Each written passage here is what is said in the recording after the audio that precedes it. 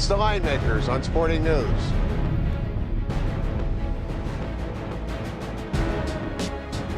Game 3 of the Western Conference Finals. Welcome to the Linemakers on Sporting News. I'm Micah Roberts with Rick Herron.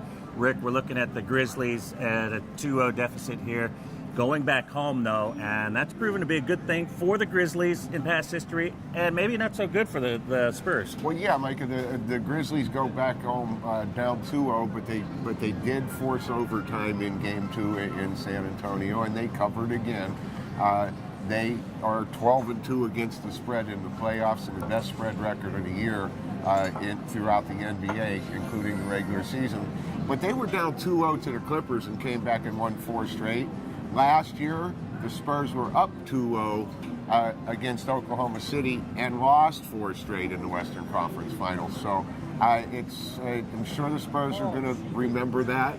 But the Grizzlies, it's not unfamiliar territory being down 0-2. No, and especially you're not going to see them shoot 34% at home or 43% like they did in the first 2 games during the playoffs. You would expect the energy to be there. They won both games against the Spurs in the regular season. They match up very well with them, but I think you're going to see Randolph be a different player than he's been in the first 2 games. 15 and 18 Randolph had in Game 2 after the 2-point game performance in Game 1. But the thing that stands out to me, Mike, was 2 things in Game 2. The 15-2 run to close the game in the last 8 minutes and 14 seconds to tie the game and force overtime. And the fact that the Grizzlies out-rebounded the Spurs 60-46 and had 19 offensive rebounds in that game. We all know how tough they are at home. Now, we're looking at 4.5s and 5s, 178.5. I'm going to say I like the Grizzlies. Obviously, I like to lay 4 or 4.5. I don't go out and lay the 5 unless you have to. But we're looking at 5 and 78.5 right now here at the South Point. Let me ask you about the series price now, because there appears to be there could be a little value. We see the LVH have up -$5 plus $4 on the Grizzly. There appears to be some value with the Grizzlies here, who were favored coming into the series.